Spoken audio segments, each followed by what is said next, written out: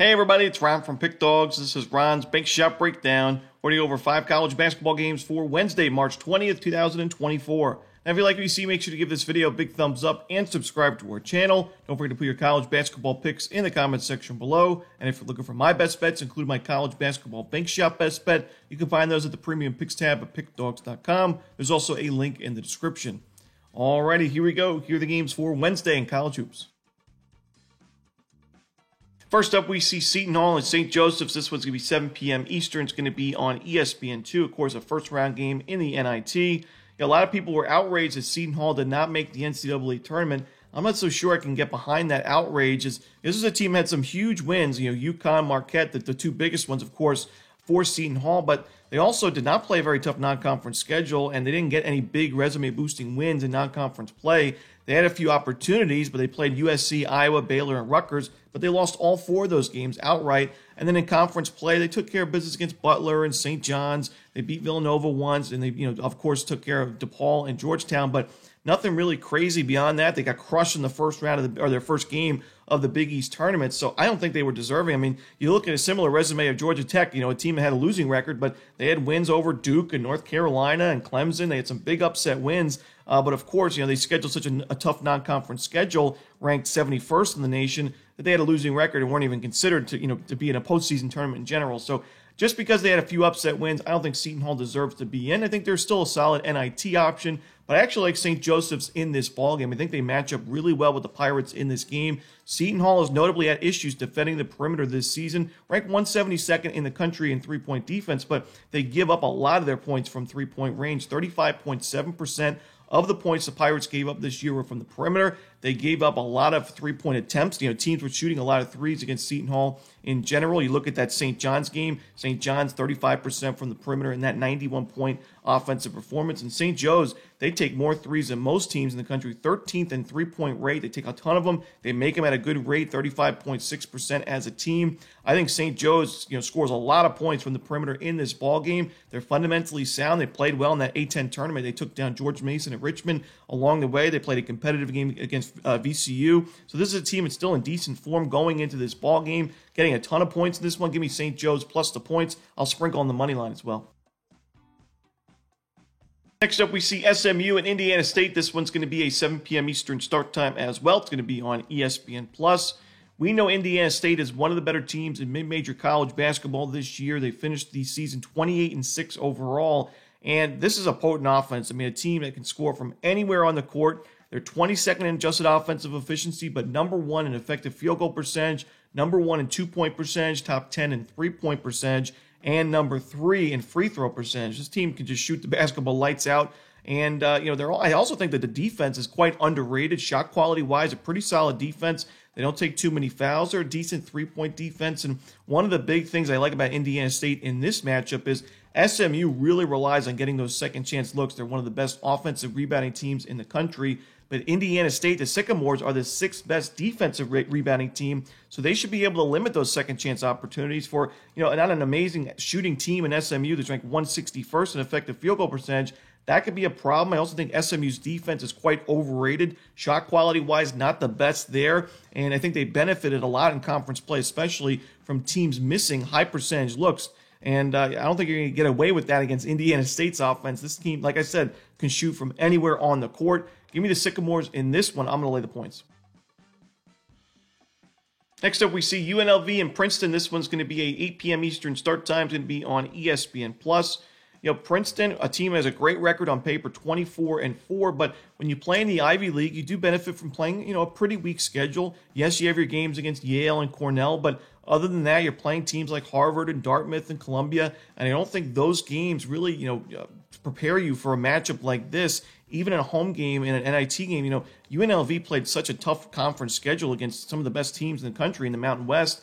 And this was a UNLV team that actually proved that they can play well on the road. They had some big road wins at Boise State, at New Mexico in the Pit. Very, very tough place to play. So UNLV is the more experienced team. I think they were honestly the team in better form down the stretch of the season. Even though Princeton won these games, they played a really weak schedule, and we see them play Brown in the first round of the Ivy League, or the semifinal round in the Ivy League tournament.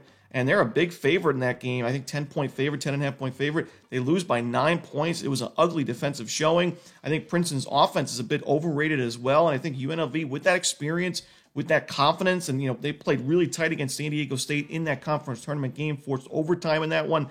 I think UNLV is honestly the better team here, better prepared for this one. I'm going to take the points with the Runnin' Rebels in this spot. Next up, we see Cincinnati and San Francisco. This one's going to be a 9 p.m. Eastern start time. It's going to be on ESPN+. I'm looking at the total in this ball game, and I see two teams that rarely get to the free throw line here. San Francisco 356th in free throw rate offensively, Cincinnati 312th, so not far behind.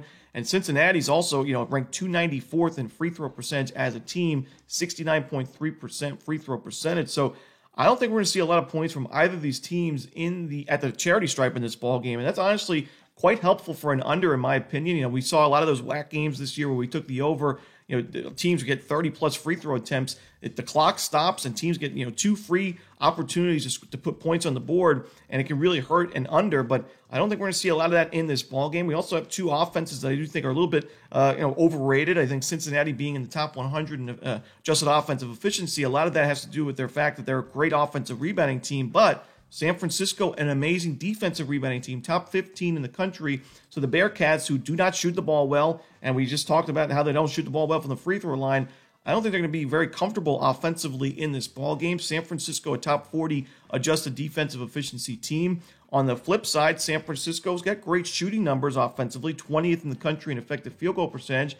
However, Cincinnati's one of the best defensive teams really in the country. They played in such a tough Big 12 conference and still maintained a top 20 adjusted defensive efficiency rating. They force tough shots. They're great in the defensive glass, and they're top 35 in two-point defense, where San Francisco scores a lot of its points. They're 11th best in two-point shooting. So, to me, these defenses match up really well in this ball game. I think the game script honestly lends itself to the under. Two slower-paced teams, especially defensively. I'm going to take the under here in Cincinnati, San Francisco.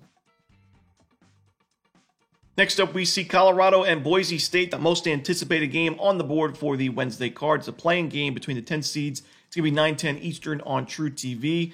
To me, I think both of these teams deserve to be safely in the NCAA tournament. I think when you look at both their resumes and how well they played this year, I think they deserve to be safely in. I think Florida is the most unlucky team of them all because they go all the way to the SEC championship, play well in the regular season, and their draw is one of these teams in the first round. Not going to be easy for the Gators, especially shorthanded. I think either of these teams could pull off an upset in that first round game. But I'm looking at Colorado in this game. Colorado and Boise State, honestly, were two teams that struggled quite a bit in these, away from home, really, neutral site games and true road games. But Colorado was a team that showed up in their conference tournament. They won against Utah. They beat them by 14 points.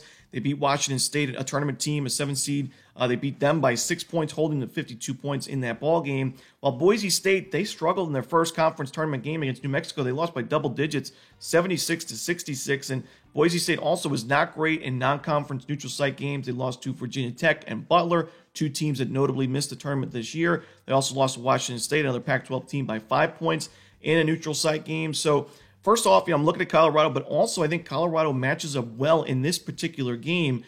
Colorado's the 5th best three-point shooting team in the country, but you wouldn't know it because this team doesn't take a lot of threes. They're actually one of the lowest three-point rates in college basketball. They score a lot of their points from two-point range at the free throw line, and Boise State notably had a lot of issues defensively against those two-point field goals, ranked 258th in the nation in two-point defense, giving up 53.2% of their points from two-point shots. So Colorado matches up really well offensively. Then you look at Boise State. They're a great rebounding team, but Colorado is arguably the better rebounding team in this game, or at least they're quite even with Boise State. So I think a lot of the advantages that Boise State would normally have over its opponents, especially in the Mountain West, are not going to be seen in this ball game. I think Colorado's honestly the better team here, and I think they match up so well that I got to take them in this spot at a decent price. And that's it. Those are the games for Wednesday in college basketball. Hope you enjoyed this video. If you did, don't forget to hit that like button and subscribe. And put your college basketball picks in the comments section below. Again, if you're looking for my best bets, you can find those at Pick Dogs Premium. As always, this is Ron Ranelli. Good luck.